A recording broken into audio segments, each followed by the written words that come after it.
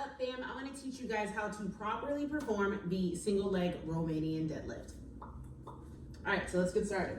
Number one, we're going to start with the foot that we are going to be putting all of the weight on. I'm going to use my right foot to start. So I want you, or my left foot to start. So I want you to take your right foot and just kind of slide it back just a little bit and come back. Here we go. So we're going to start from the bottom up. Your foot needs to be making complete contact with the floor. So that means your heel, your pinky toe, and your big toe need to be gripping the floor. We call that a tripod effect. Now this grip on the floor with your feet is gonna be why when you see people saying they're doing leg day, they've got Converse on, they've got Vans, they've got flat shoes so that their feet can grip the ground. Or if you've seen me do lifting videos, I may just take my shoes off altogether, especially if I'm going super heavy, because I wanna make sure that my feet are like gripping the ground like this.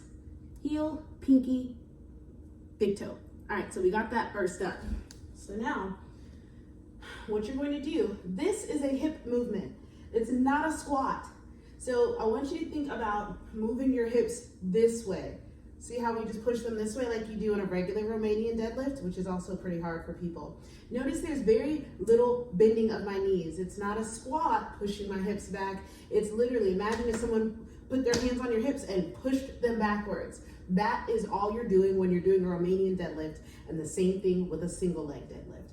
So with your feet on the floor, gripping at 3 points, I want you to take that back leg, you don't have to lift it up too high.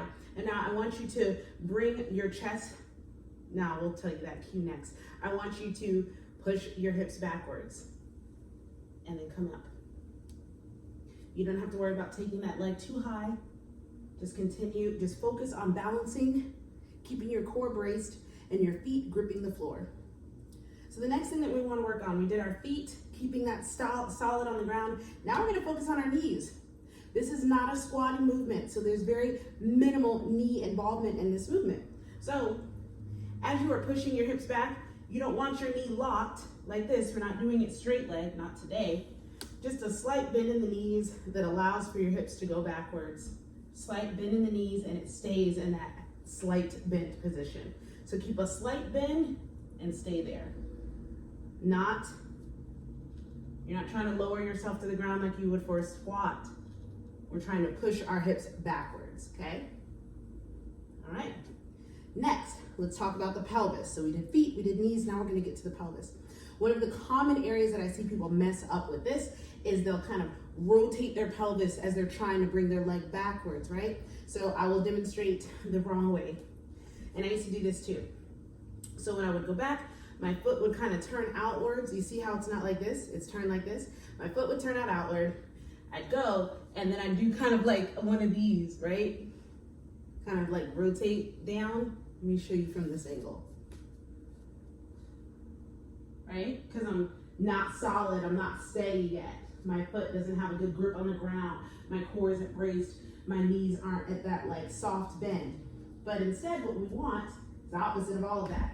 Feet gripping the ground, knees slightly bent, and you want your pelvis to stay in line with your spine.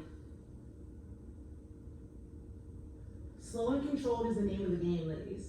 You ever see people in the gym just flying through reps, not slow, not controlled? If they're in shape, then they're probably training like CrossFit style, like as many reps as they can as possible because they've mastered it.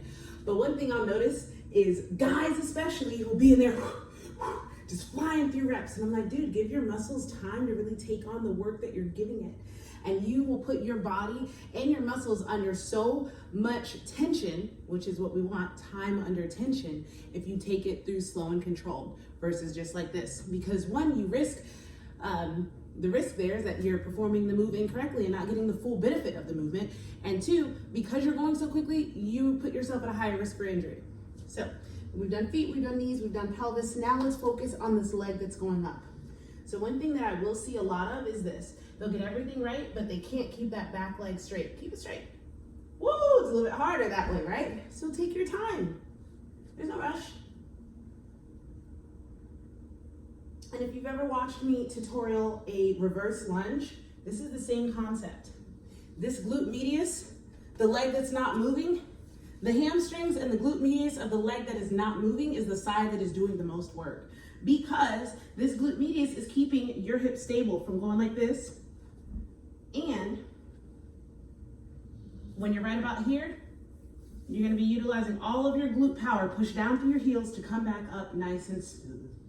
So one of my cues that I give clients when they're doing squats, whether they're sumo squats, regular squats, or reverse lunges, or anything like that, is to push down through your heel.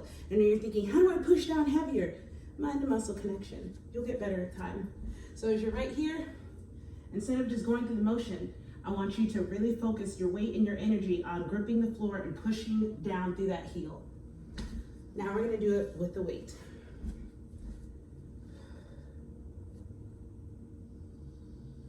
Ooh, Lordy, my hamstrings are tight. We're gonna switch arms because this evenly distributes the weight a little bit better.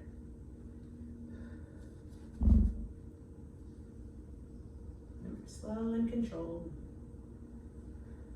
So once you master these, then you can start moving on to Romanian deadlifts, and it'll be a lot easier for you. So hopefully this video was helpful. Have an awesome day, guys.